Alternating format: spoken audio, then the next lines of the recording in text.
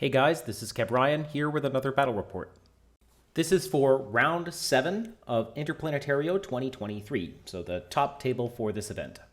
It will be me as Steel Phalanx against Weran as Nomads in a game of Frostbyte. To give some context, Interplanetario is this giant tournament that they hold in principle once every year, although I think this is the first one since 2019 due to COVID.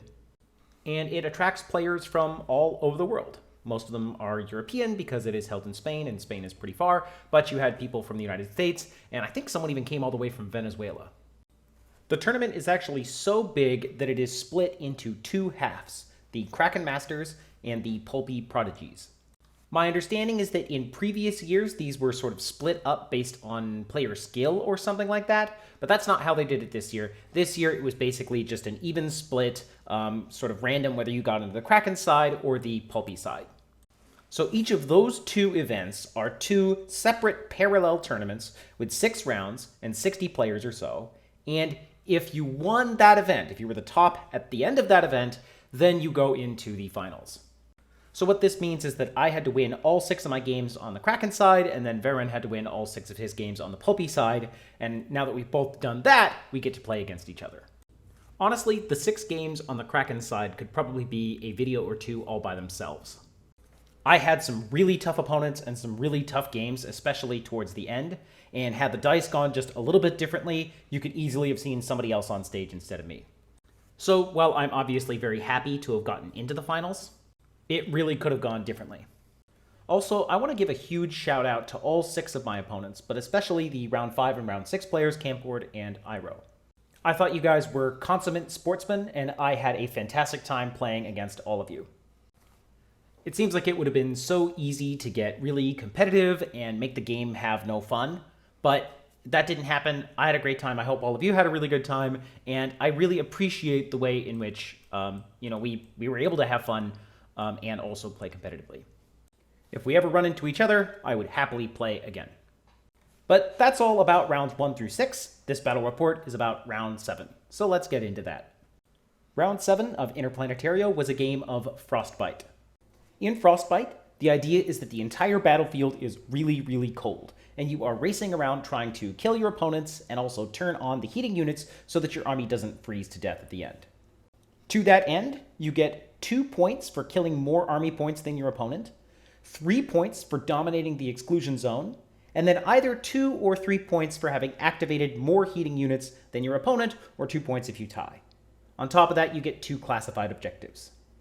That point about dominating the exclusion zone is particularly important because only certain troopers can really participate.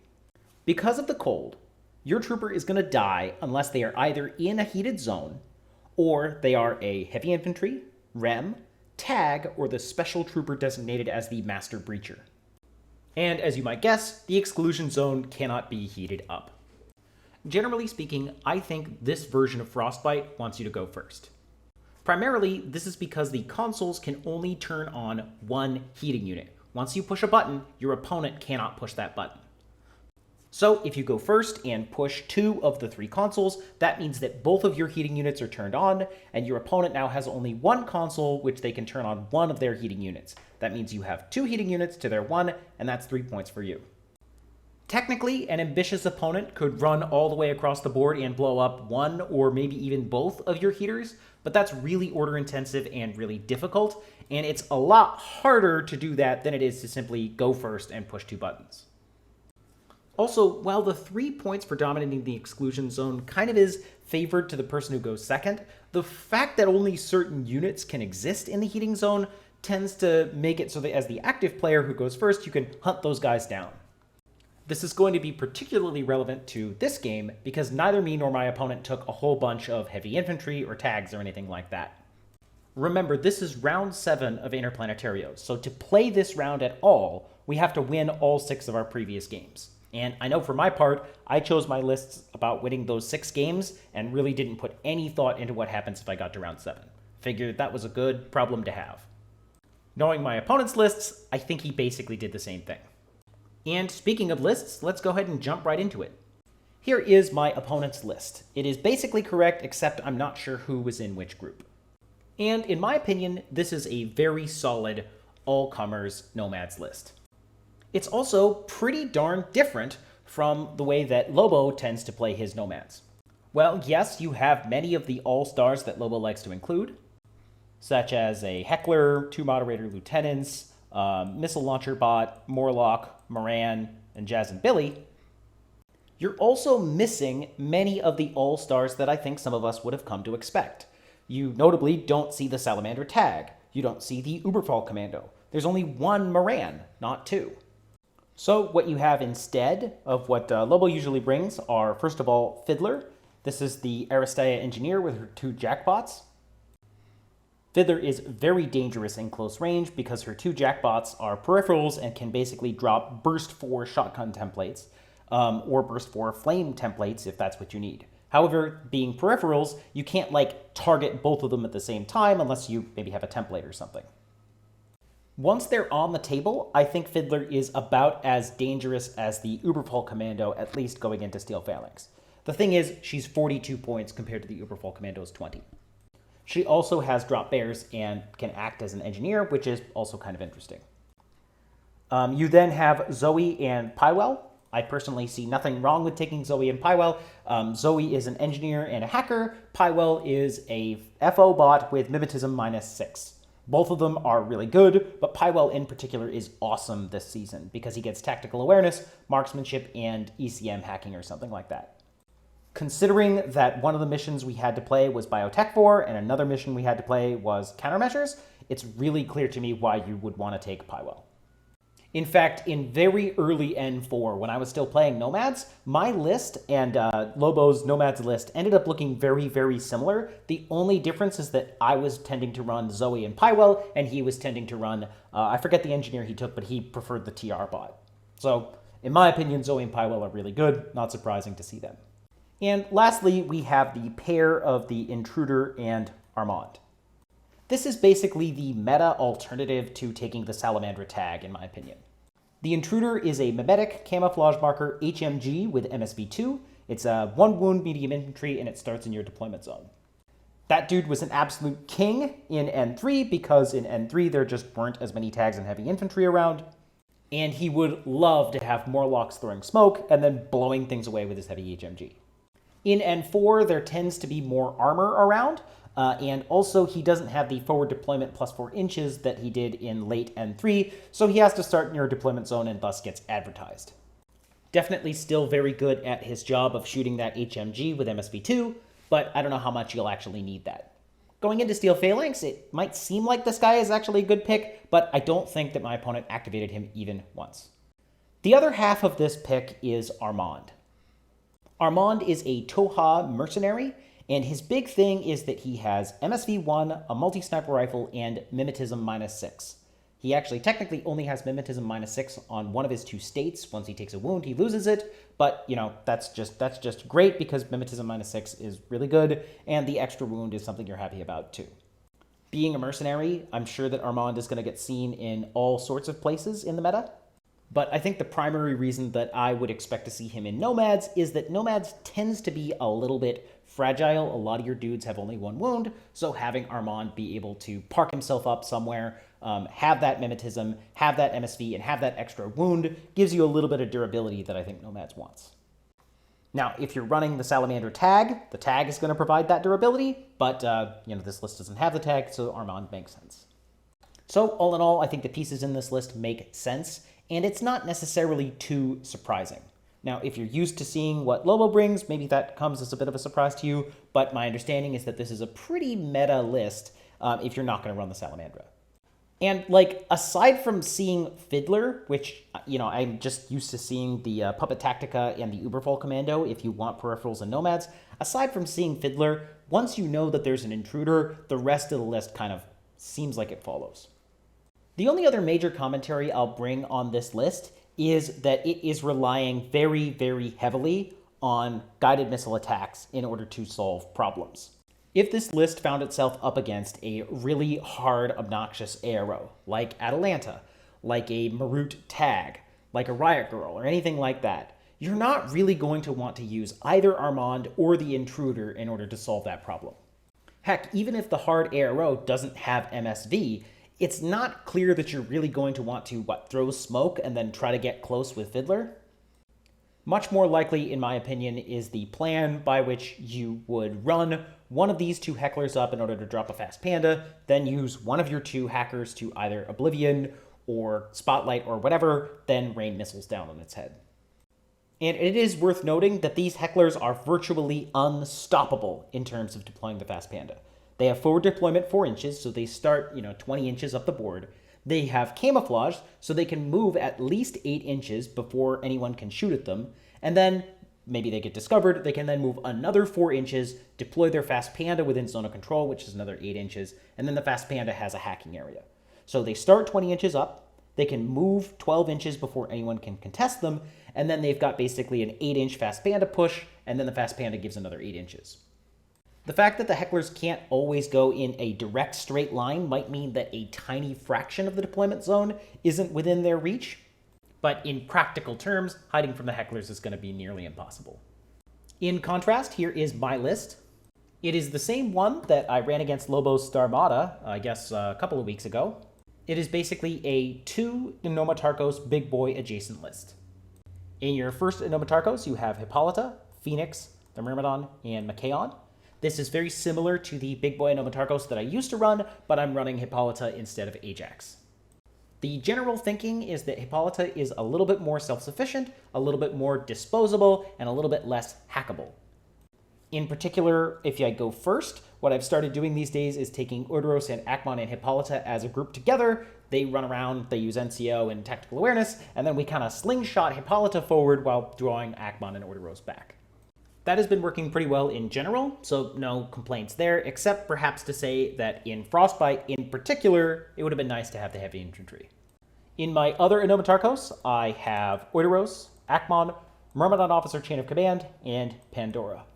Because Hippolyta is 1 point more expensive, the only way that I could cut is by downgrading Pandora to not have the Medikit and the Pulsar. That really, really hurts, but, it has to be that way if I want Hippolyta. Otherwise, Orderos and Akmon are, fantastic in ways that we have discussed, and the Myrmidon Officer Chain of Command is, frankly, pretty bad. He's very expensive. He is shock vulnerable for all that trouble, but you kind of just need Chain of Command if you're going to be going up against something like Weran's list, where he's going to guided missile your obvious lieutenant every single time. So by having the Chain of Command, I guess I'm a little bit more robust. Group 2 is pretty straightforward. You've got Flashball Spot, Warcore. Their primary purpose is to be Flash Pulse AROs, but they also can get flipped into Group 1 if I need extra orders, and in this particular mission, they're going to be my primary way of getting points into the exclusion zone, because they won't freeze to death. Oh, I guess I also have a Probot. This is that S4 baggage bot. S4 stinks, but at least it's another deployment zone repeater, and then the Samick missile launcher bot. Guided missile is not particularly strong in Steel Phalanx, but I like being able to have access to it. I don't know if I've ever actually used it, ever, like in any of my games, but in principle, at least, it means that Pandora could throw repeaters and then start spotlighting things. Honestly, this really is a pretty standard list that I've been running these days. The only changes that I think I would make if I knew I were going into this specific matchup and in this specific mission is I probably would want Ajax instead of Hippolytus because, then he can survive in the zone. And I might actually also swap that Myrmidon for a Forward Observer bot. Having a Forward Observer bot, maybe even in Group 2, would give me a Tactical Awareness Specialist that can run around and push buttons if I go first, and then be worth points in the zones. That's not a huge change, so I'm not going to stress too much about it, but, it's just something I'm thinking about. Lists discussed, let's talk about the table. For the finals, they let us play on this absolutely beautiful table from Warsenal. All these buildings look really, really pretty, and in my opinion, are actually good for playing infiNity.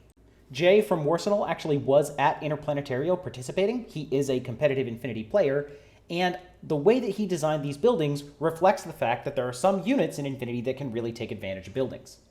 In particular, these, air conditioner units, you can't deploy on top of them, these things you can't deploy on top of them, etc. So the places that you could, for example, forward deploy a Moran to just kind of sit in a corner and be unassailable for the entire game have been limited by these beautiful looking, but also functional pieces of terrain. One imagines that my opponent had a less favorable view of this because he was playing Nomads and therefore had the Morans that he wanted to use. But, like, honestly, there were these, like, railings and stuff like that where you could deploy. So it's not like the Morans have nowhere they can go. They just can't, like, be in the most annoying, inaccessible position.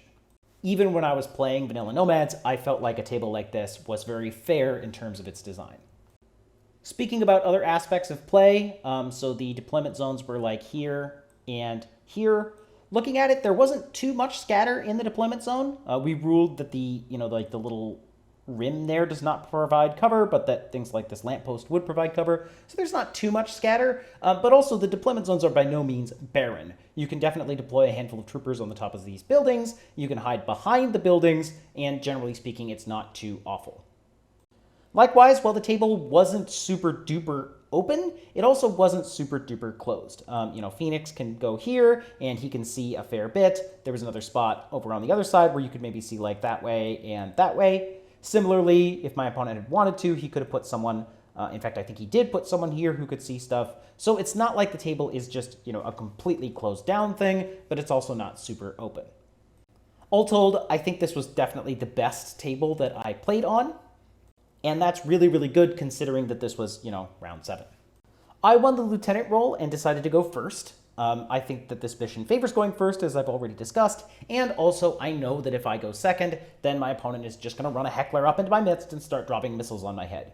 That's really boring. It's really non-interactive. It's also a really good strategy against Steel Phalanx, so I can't complain too much. All that said, I'm glad I got to go first. I didn't take that many pictures while I was playing, so I'm going to basically have to use this one the whole time for the most part. But hopefully you get the idea of what's going on here with my deployment. I have one Anomatarchos of Machaon, Phoenix, and Myrmidon. They're all hiding behind, this building, except Phoenix, who's on ARO. Flashpole spot here, flashpole spot here. Warcore is up there on that building. Then my other Anomatarchos is Hippolyta, who is my withheld trooper, Akmon, and Oideros. You've then got the Myrmidon officer chain of command here and Pandora. You'll notice that this does leave Machaon, Myrmidon, and Phoenix as only a 3-man team over here. There were a couple of reasons for this. One, I didn't see my opponent dropping that many active turn shooting pieces. Like, I knew there was an intruder there, but if he's spending orders shooting Phoenix with the intruder, I'm kind of okay with that. But 2, and more importantly, I want to keep my guys spread out. In previous games, I have lost because Machaon and the Myrmidon officer were within, mutual picture range of each other. And this spacing, while kind of looks close in this picture, was more than enough that I think I was going to be safe. So leaving this as a lightweight 3-man team where some can join up later seemed like a good idea. I also wanted to leave Pandora all the way over here because I didn't want her going up and then just getting killed really easily by Jazz. As it'll happen, she still gets killed very easily by Jazz, but she's at least back here when that happens. On the other hand, this is my opponent's deployment zone.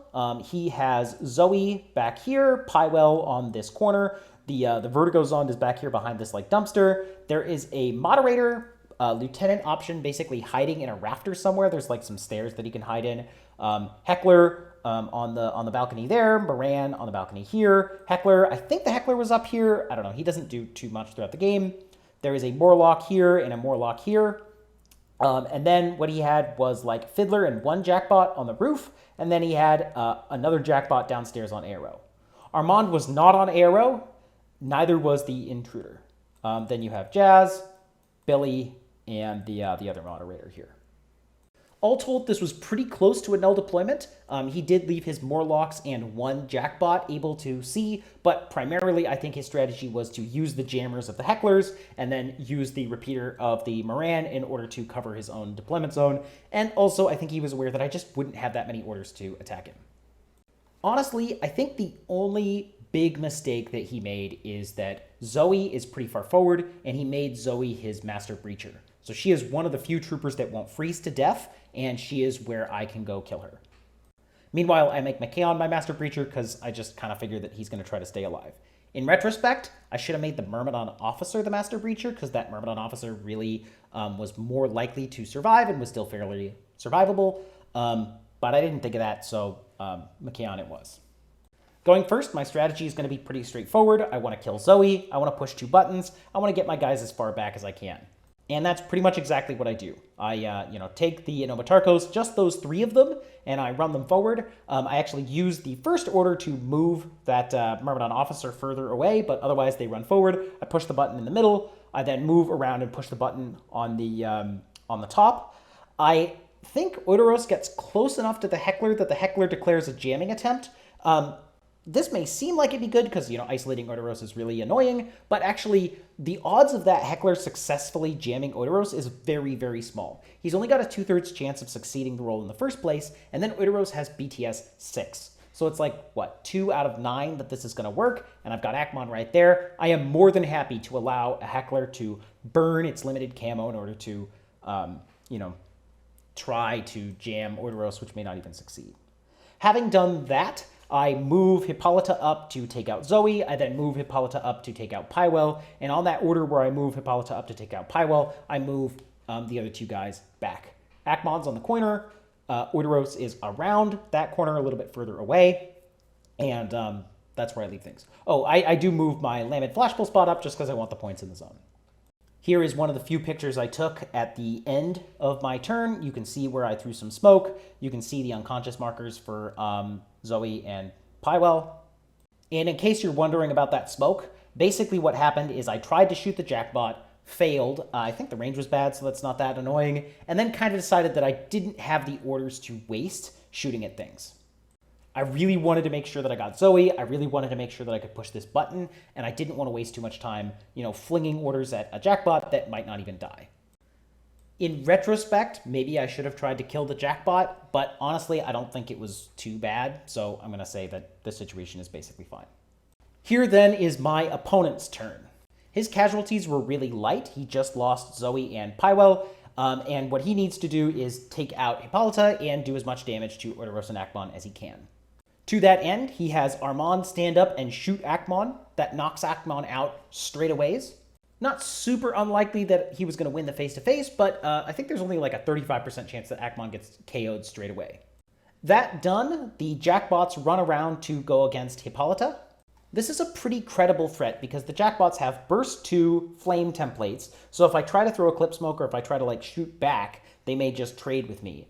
But they also have Burst 2 shotguns in good range. Hippolyta has gotten targeted along the way, so this is basically Burst 4, high damage, shooting, I think, on 14s.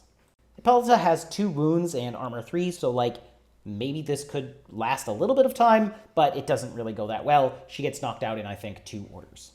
Also, what happens is Fiddler goes to fix Pywell.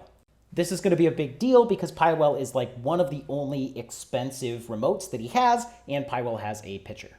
If I had had an extra order, I would have killed Pywell. If I had seen an ability to drop a template on a Jackbot and finish Pywell off, I would have done that too, but Pywell was only unconscious 1. It wasn't going to happen. I wish that it had, but it wasn't going to happen. The only other thing is I think the Morlocks move forward. That doesn't really matter, and the Moran runs over there and pushes a button activating one of his heaters. So at the end of my turn, his Fiddler is pushed up a little bit. My Orderos has managed to survive with only 1 wound against the Jackbots, which I think was pretty lucky, but Akmon is unconscious, Hippolyta is unconscious, and that's the situation. Actually, Hippolyta might even be dead, I think. Anyway, as I'm looking at it, I'm seeing that I don't have that much in the way of serious threats, and what I'd like to do is bring my own Nomatarkos forward so that they can have a little bit of a more board presence. If I can get Phoenix, the Myrmidon, Machaon over to Odoros, then on turn 3, I'll potentially have a fully intact Nomatarkos to go out and do stuff. While accomplishing that, I also am going to put Odoros on the roof, where he can shoot Fiddler's Jackbots, where he can shoot both Morlocks, and where he can get eyes on the Heckler, who, as you will recall, we revealed earlier. I'm also hoping that I can bring Akmon back. I don't have the orders to get Machaon all the way up there, so what I do is I shoot medikits at him, and unfortunately, Akmon just dies through that process. It's not super unlikely that Akmon's going to die, but it is unfortunate that it happens, and it is it's below average, right? So I don't mind spending the half order doing it, but I would have liked him to survive. At the end of my turn, I have Odoros, Phoenix, Myrmidon, and Machaon over in that corner, and I really, again, still haven't done that much damage. Still, at the same time, if really any of these guys can survive, I will have a pretty serious run at my opponent's remotes, and maybe that'll be enough. Sadly, while I had been thinking that I was pretty well forward deployed and maybe safe against these sorts of things, I had, not remembered fully that Pywell has a pitcher. And so Pywell basically runs up, throws his pitcher right here, and the guided missile strikes commence. The order of events is as follows. Spotlight, which is successful. Guided missile strike on Machaon. He tanks 2 of the saves and survives. Guided missile strike, Machaon dies. Spotlight successfully on Phoenix. Guided missile strike, Phoenix is dead. Spotlight successful on Oideros. Guided missile strike on Oideros. Oideros is dead. For those keeping track, that is really, really efficient use of missiles and that sort of thing. But at the same time, it's not super, unlikely that I was just going to die. There really isn't anything I could have done to stop this, aside from getting more lucky, or maybe Phoenix could have dodged closer to the repeater. Once all of my guys are smoking wrecks of dead things, this Moran runs over to get close to Pandora, and then Jazz vaporizes Pandora through that repeater. Again, it's not super unlikely that Pandora was going to die out and out, but it is a little bit unlikely that she is going to die in a single order, which is what happens, because she does have 0 pain, which is kind of nice.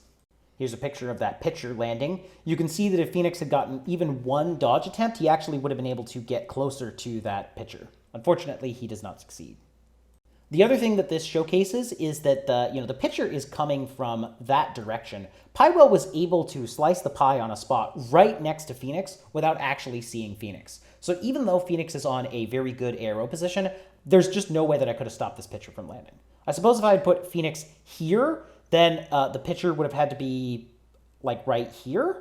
That might have been a little bit better for me. Maybe that would have been far enough away that it couldn't be in range of Machaon. I don't really know.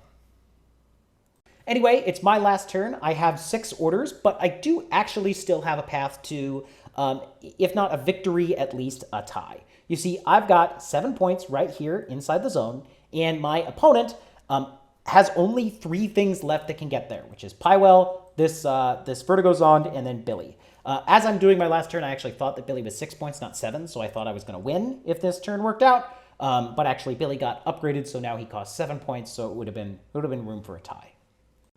Anyway, it doesn't work out. What I'm going to do is I'm going to take my Myrmidon, I'm going to run up, I am going to kill Fiddler in CC, then I'm going to run over to Pywell. The plan is to try to kill Pywell in CC. The odds of this happening in one order are about 70%.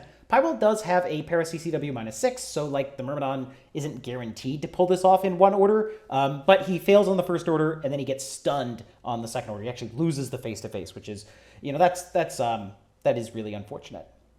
But I'm also just completely out of orders at that point, so I really needed every single one of my orders to be successful in order for this turn to work. And while I'm happy that I had a chance to win, even after all that guided missile striking, the fact is, even if I hadn't lost the face-to-face, I just didn't have the orders to finish off the Vertigo Zond.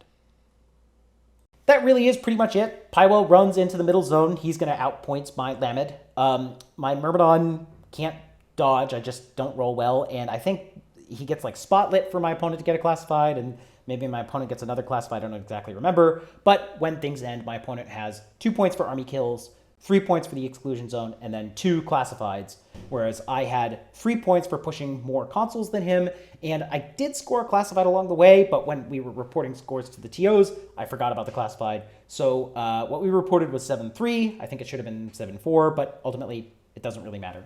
My opponent had still won. And that was that. First place to Weran for Interplanetario 2023, and second place to me. At a high level, I think that this game was decided on basically 3 points. The first point was when I won the initiative and got to go first. If I had gone second and then the guided missiles had fallen with the way that they did, it really would have just been a one-sided game that was a pretty firm blowout. The second point was that on Weran's turn 2, when he was guided missile striking me and when he was trinitating me and all that stuff, I think I did get unlucky. I think if even a single trooper had survived, I would have had 1 extra order. Maybe if Oideros hadn't failed the whip roll or something, or maybe Phoenix survives, that extra order, that extra trooper over there would have made just that little bit more of a difference. But at the same time, as a Steel Phalanx player, I know that guided missile is a threat. I could have put my troopers in a slightly different spot. Heck, Machaon could have been 4-8 inches further back. And also as a Steel Phalanx player facing guided missile strikes, you kind of just know that this is something that could come and it's just going to be about the dice. So getting upset about that is not something I'm going to do. It just kind of is how it is, and Lord knows Steel Phalanx has plenty of its own things that it can do that make other people frustrated.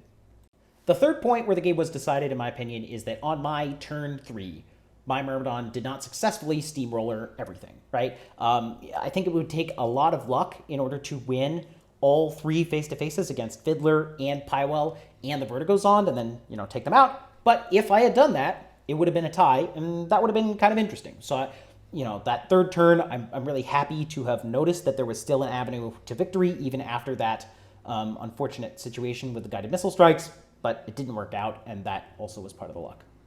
Speaking for my opponent, I think he played very solidly. He used Fiddler very effectively to bring Pywell back to life and to take out the guys that I had gotten close to him, namely Hippolyta, and then he identified how to use his guided missile threat.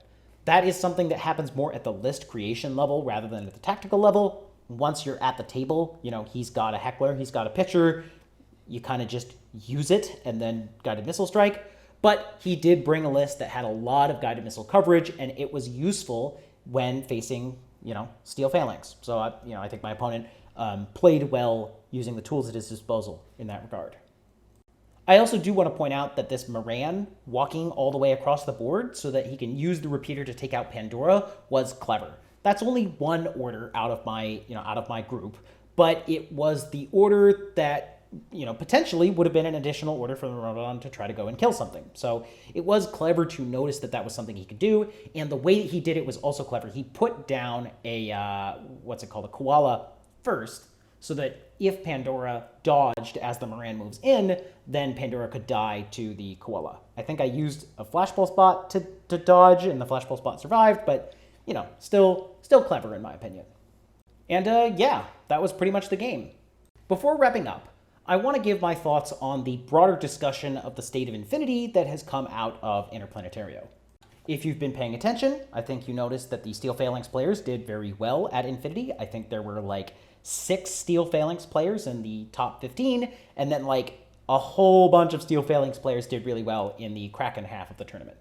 At the same time, if you're watching this battle report, or if you heard how other games against Nomads went, you probably won't be too surprised to hear that guided missile strikes had a pretty big impact both on this game and on things in general. So with that in mind, I want to give my thoughts on 2 questions. The first question is, should we conclude that Steel Phalanx is overpowered?